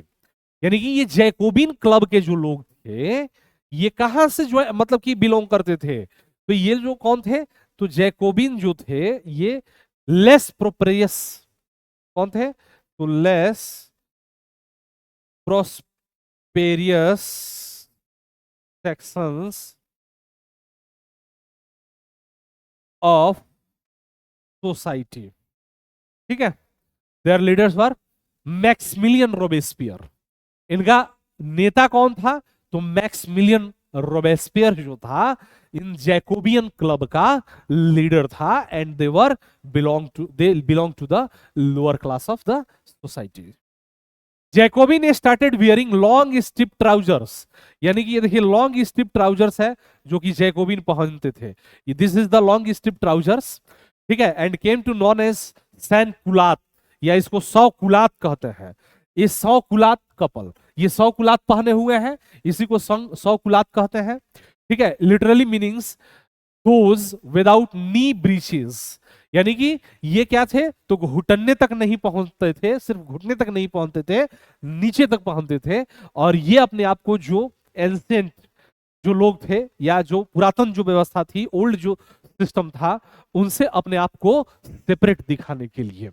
ठीक है, in the summer of 1792 the Jacobins planned A revolt of large number of the people of Paris who were angered by the short supplies and high prices of foods. और इन लोगों ने क्या किया, तो 1792 के समर में, गर्मियों के दिन में, इन लोगों ने एक रिवोल्ट को प्लान किया। Large number of the peoples of Paris who were angered by the short supplies and high prices of food, जो कि भोजन की कम सप्लाई और ऊंचे भोजन मतलब कि प्राइस के कारण, फूड ग्रेन्स के प्राइस के कारण ये लोग परेशान थे। और इन्होंने क्या किया, तो एक विद्रोह करने का सोचा। On the morning of August 10, यानी कि 10 अगस्त के मॉर्निंग में, they storm the palace of the Tuileries, massacred the king's guards and held the king himself hostage for several hours. इन लोगों ने ट्यूरिल्स का जो क्षेत्र था, ट्यूरिल्स को जो मैसेकेयर हुआ, नर हत्या या हत्याकांड जो हुआ, the king guard and the Kings himself hostage for several hours. और इसमें राजा को क्या कर लिया गया, तो कई घंटों के लिए बंदी बना लिया गया। Later the assembly voted to imprisons the royal families, elections were held.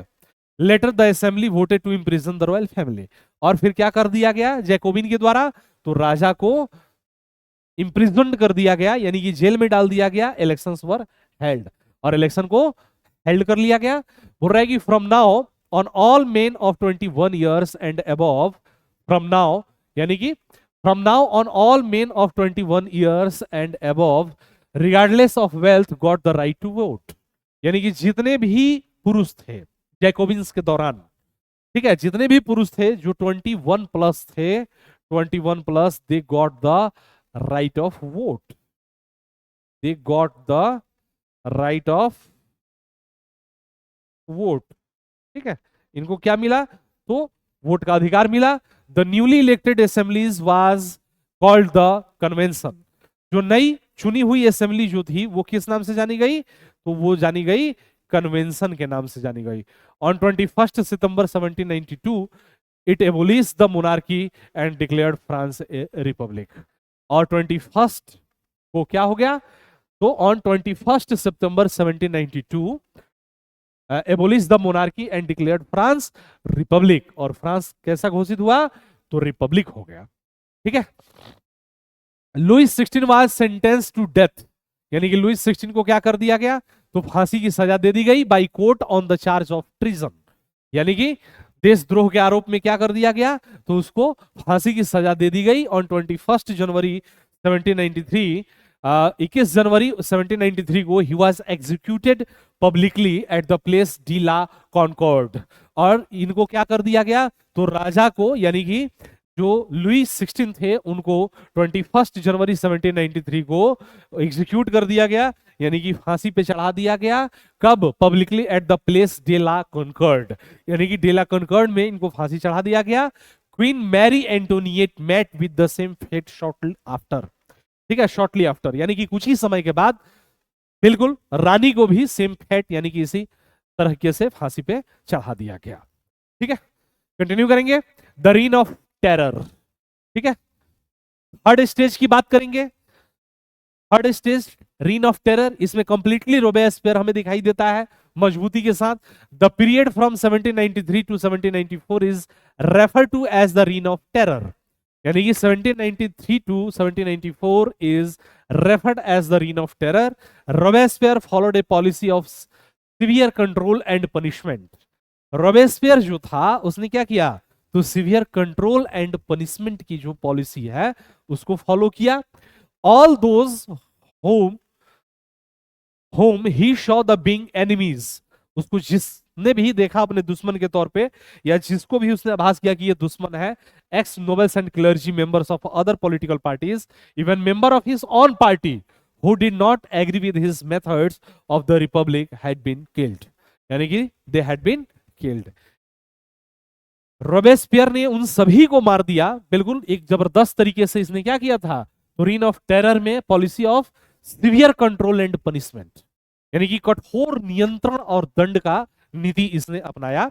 और दूसरे जो पॉलिटिकल पार्टीज थे, स्पेशली जो क्लर्जी नोबेलिटी वर्ग के थे, जिसके ऊपर इसको शक था कि हमारे दुश्मन है या दुश्मन हो सकते हैं, हमारे खिलाफ षड्यंत्र कर सकते हैं, इन सबको इसने क्या किया, तो इन सबको इसने एग्जीक्यूट कर दिया, यानी कि फांसी पे चढ़ा देता था। इवन अपने पार्टी के लोगों को भी। ऑफ द रिपब्लिक had ठीक है, of the republic had been killed, ठीक है। यानी कि रिपब्लिक के जो भी दुश्मन होते थे उनको मार देता था या मरवा देता था। Robespierre government issued law placing A maximum ceiling on the wages and prices. यानी कि इसने क्या किया कि जो एक मैक्सिमम सीलिंग है, जो मैक्सिमम जो एक कह सकते हैं कि जो हायर जो लिमिट है उसको इसने तय कर दिया। किसके लिए? Pricing maximum ceiling on wages, यानी कि मजदूरी और कीमत पे। Meat and bread were rationed, meat और ब्रेड जो है उनको राशनिंग किया गया। Peasants were forced to transport their grain to the cities and sell it at price fixed by the government. और जो किसान हैं उनको इस बात के लिए फोर्स किया गया कि उनके जो भी प्रोडक्शन है उसको कहां पे लेकर के जाएं, तो शहर में लेकर के जाएं और सरकार के द्वारा तय किए गए कीमत पे उसको बेचें, ठीक है। Next, Robespierre pursue his policies so relentlessly that even his supporters began to demand moderation। यानी कि इतनी कठोरता से उसने रोबेस्पियर ने अपनी पॉलिसी को लागू किया कि उसके पार्टी के लोग ही उसमें अब परिवर्तन मांगने लगे थे। Finally he was convicted by a court in July 1794, और जुलाई 1794 में कोर्ट के द्वारा इसको दोषी ठहराया गया, कन्विक्ट किया गया। Arrested and on the next day sent to the guillotine, और इसको अरेस्ट करके दूसरे दिन क्या कर दिया गया, तो गिलोटिन पे भेज दिया गया या चढ़ा दिया गया। ए डायरेक्टरी रूल फ्रांस, और this is the fourth stage of the revolution. Directory का रूल आता है कब से कब तक, तो ये हम देखेंगे 1794 टू 99, ठीक है। The wealthier middle classes seize power after the fall of the Jacobin government. यानी कि जैकोबिन गवर्नमेंट का जैसे ही फॉल होता है, डिग्रेडेशन होता है, उसके बाद जो मिडिल क्लास हो वो पावर को सीज कर लेता है, अपने पास रख लेता है। A new constitution was introduced which denied the right to vote to non-propertied section of society. A new constitution was introduced, एक नया संविधान बनाया गया, which denied, जिसने साफ मना कर दिया, the right to vote, यानी कि वोट देने का अधिकार, to non-propertized section of society, यानी कि जो प्रॉपर्टी मतलब कि सोसाइटी के जो मतलब कि वेल्दी जो लोग नहीं थे उनका जो वोटिंग राइट्स था उसको सीज कर दिया। The new constitution provides for 2 elected legislative councils, this then appointed a directory and executive made up of 5 members. और इसने क्या किया, तो डायरेक्टरी को नियुक्त किया। The constitution provided for 2 elected legislative councils, this then appointed a directory and executive made up of 5 members. The directory of 5 members was meant as a safeguard against the concentration of power in a one-man executive as under the Jacobins. बोल रहा है कि the directory of 5 members यानी कि 5 सदस्यों की जो directory थी was meant as safeguard against the concentration of power in one-man executive as under the Jacobin. However, the directors often clashed with the legislative councils, who then sought to diminish them. The political instability of the directory opened the way for the rise of Napoleon Bonaparte, a military dictator. ठीक है, चलिए continue करेंगे। Women in revolution, यानी कि महिलाओं की क्या स्थिति रही इस क्रांति में, इस रिवॉल्यूशन में। What was the situation of women in this revolution? From the very start, बिल्कुल शुरुआत से, women had an active role in the events that ushered in so many changes in French society. The majority of women in the third estate had to work to make ends meet. From the very start, बिल्कुल शुरुआत से, women had an active role in the events that ushered in so many changes in French society. शुरुआत से ही महिलाओं की बहुत ही जबरदस्त भागीदारी रही। The majority of women in the third estate had to work to make ends meet. Their pay was less than that of men. Women created their own political clubs and journals to discuss the shares these concerns. यानी कि महिलाओं ने इसको प्रकाशित किया अपने concern को share करने के लिए। यहाँ पर देखिए, Parisian women on their way to Versailles. बोल रहा है कि this point is one of the many pictorial representations of the events of 5 October 1789 when women march to Versailles and brought the king back with them to Paris. One of their main demands was the women must enjoy the same political rights as men. महिलाओं की जो सबसे प्रमुख demand थी वो क्या थी? To enjoy the power same as men. Some laws were introduced to improve the position of women. Their struggle still continues in several parts of the world. It was finally in 1946 that the women in France won the right to vote. यानी कि 1946 में आकर के France में महिलाओं को vote का अधिकार मिला है, उसके पहले इनको वोट का अधिकार नहीं था. ठीक है. This revolutionary government did introduce law that help improve to life of women. बोल रहा है कि the revolutionary government did introduce laws that help improve to lives of women. By the creation of state schools, schooling was made compulsory for all girls. Their fathers could no longer force them to marriage against their will. यानी कि ये सब कुछ अधिकार हैं. The revolutionary government did introduce law that help improve the lifes of women. यानी कि revolutionary जो गवर्नमेंट है उसने महिलाओं की स्थिति को सुधारने के लिए कुछ कानून पारित किए, जिसमें by the creation of state schools, यानी कि राज्य के द्वारा स्कूल का निर्माण किया गया. Schooling was made compulsory for all rights, all girls. Their fathers could not force them into marriage against their will. यानी कि उनके इच्छा के खिलाफ ये नहीं घोषित, मतलब कि उनके पिता जो है शादी के लिए दबाव नहीं दे सकते थे. ठीक है. इसी तरीके से divorce was made legal. Divorce जो था लीगल बना दिया गया. Could be applied for both men and women, यानी कि दोनों के द्वारा. Women could now train for jobs, became artist और रन ए स्मॉल बिजनेस. यानी कि महिलाओं को अब क्या किया गया? तो ट्रेनिंग दिया जाने लगा कुछ बिजनेस करने के लिए और कलाकार होने के लिए. It was finally in 1946 that the women in France on the right to vote. The life of a revolutionary woman, Olympe de Gouges. Olympe de Gouges की यहां पे बातें की गई है. यहां पे देखिएगा, ये क्रांतिकारी महिला थी और ये फ्रेंच रिवॉल्यूशन से जुड़े हुए थी. Olympe de Gouges was one of the most important of the politically active women in the revolutionary France. यानी कि क्रांतिकारी फ्रांस के दौरान ये एक बहुत ही मोस्ट पावरफुल क्या कहेंगे, मतलब इंपॉर्टेंट महिला थी. She protested against the constitutions and the declaration of rights of men and citizens as they excluded women from basic rights that each human being was entitled to. इन्होंने संविधान का और उसमें जो सिटीजन के अधिकार थे उसका इन्होंने विरोध किया, क्योंकि इसमें महिलाओं के अधिकार की कोई बात नहीं थी. So in 1791 she wrote a declaration of the rights of women and citizen. इन्होंने declaration of rights of women and citizens को लिखा, which she addressed to the queen and to the members of the National Assembly, demanding that they act upon it. In 1793, Olympe de Gouges criticized the Jacobin government for severely closing down women's clubs. She was tried by the national conventions, which charged her with treason. Soon after this, she was executed. ठीक है. इसके बाद इनको क्या कर दिया गया? तो फांसी दे दी गई और इन्होंने लगातार विरोध किया था. आगे बढ़ते हैं. The abolition of slavery. ठीक, इसी तरीके से स्लेवरी को भी क्या किया गया? तो समाप्त किया गया था. यानी कि one of the most revolutionary social reforms of the Jacobian regime was abolition of slavery in the French colonies.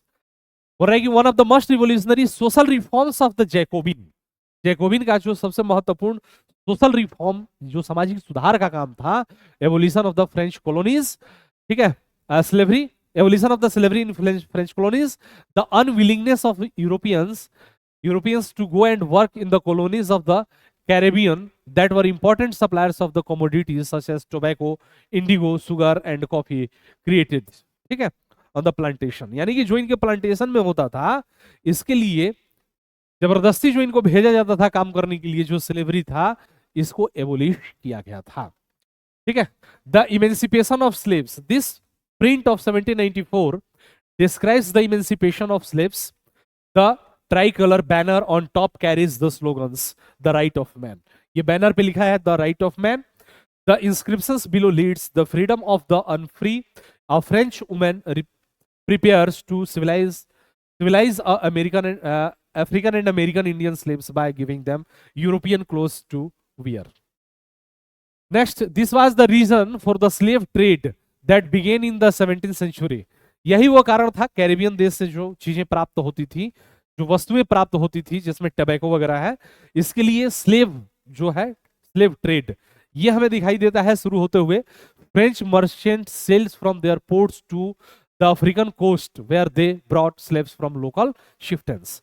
The National Assembly had long debate about whether the rights of men should be extended to all French subjects, including those in the colonies, but did not pass any laws fearing opposition from businessmen whose incomes depends on the slave trade.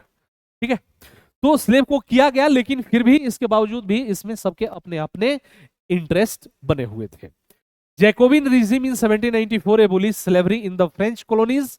However, 10 years later, Napoleon reintroduced slavery, was finally abolished in French colonies in 1848. यानी कि 1848 ईस्वी में finally slavery को abolish कर दिया गया।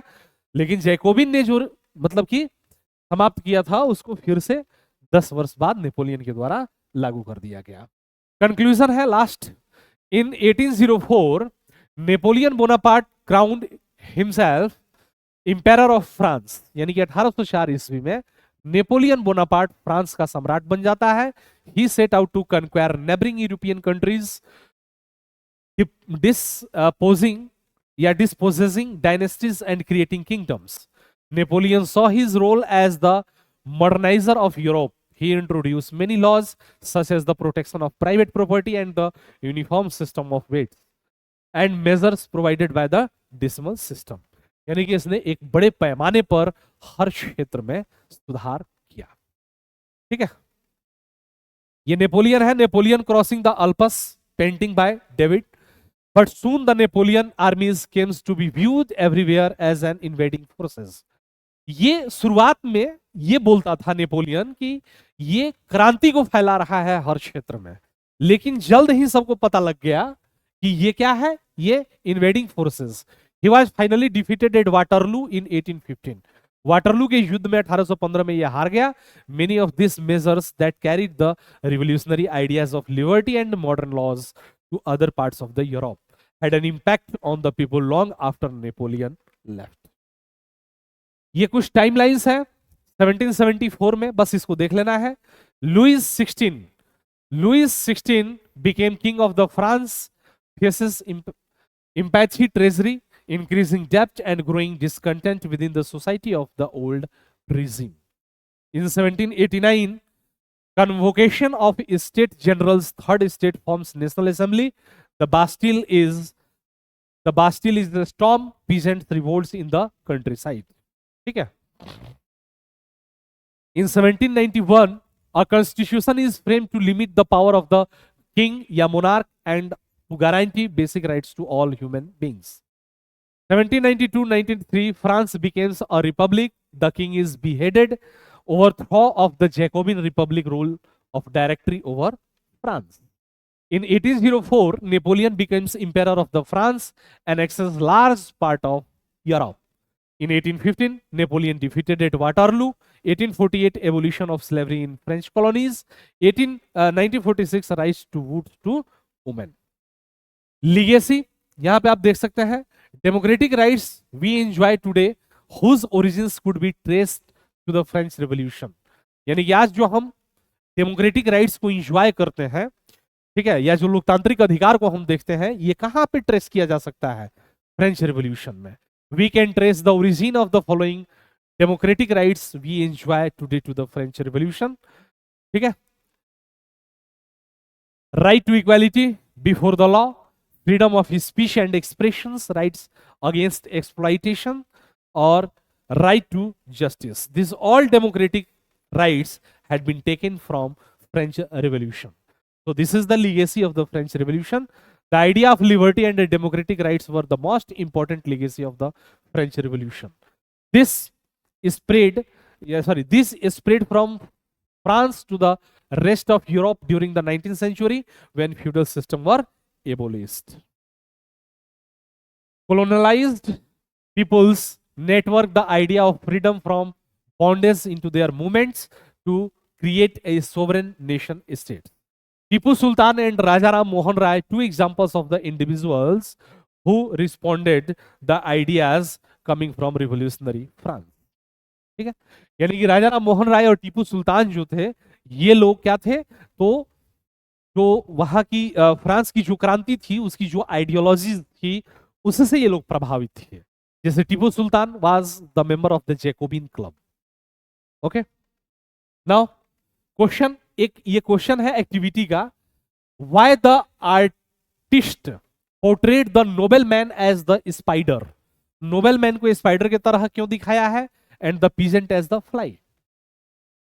ये एक मॉडल आंसर है, बोल रही है the famous political cartoon from Jacob Lagniet collection after 1615 depicting the nobleman is the spider and the peasant is the fly, uses powerful animals symbolized to critique the exploitative social structure of the old regime in France.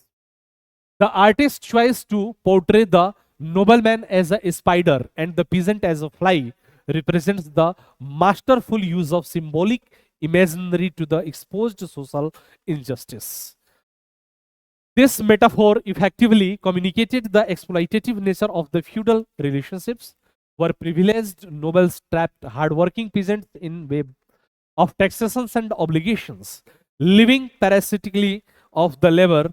The enduring power of the image lies in its ability to transform complex social and economic relations into a simple, emotionally compelling visual narrative that help fuel revolutionary sentiments and challenge the legitimacy of the old regime। यानी कि ये एक तरीके से जब आप देखेंगे इसका क्रक्स, तो इसलिए इसको दिखाया गया है कि ये स्पाइडर जो है, मकड़ी जो है, ये एक मजबूत जाला का निर्माण करती है जिसमें फ्लाई जो है, मक्खियां जो है फंस जाती है। तो बिल्कुल इसी तरीके से हम लोगों ने आज क्लास 9th का जो हमारा चैप्टर है उसको हम लोगों ने यहाँ पे डिस्कस किया, उसको विस्तार पूर्वक समझा। इस वीडियोस को एक बार दो बार आप लोग देख लीजिएगा, सारी चीजें याद हो जाएंगी। इसके बाहर आपके बुक में कुछ भी नहीं है, आप एक बार जरूर उसको रिपीट करिएगा। क्वेश्चंस कैसे होते हैं, क्या होते हैं, इसके बारे में भी हम लोग डिस्कस करेंगे, कैसे हमें डील करना है, कैसे बनाना है। We will discuss each and everything. तो आप सभी लोग हमारे साथ बने रहिए, मिलते हैं हम लोग अगले क्लास में। तब तक के लिए नमस्कार, जय हिंद, जय भारत।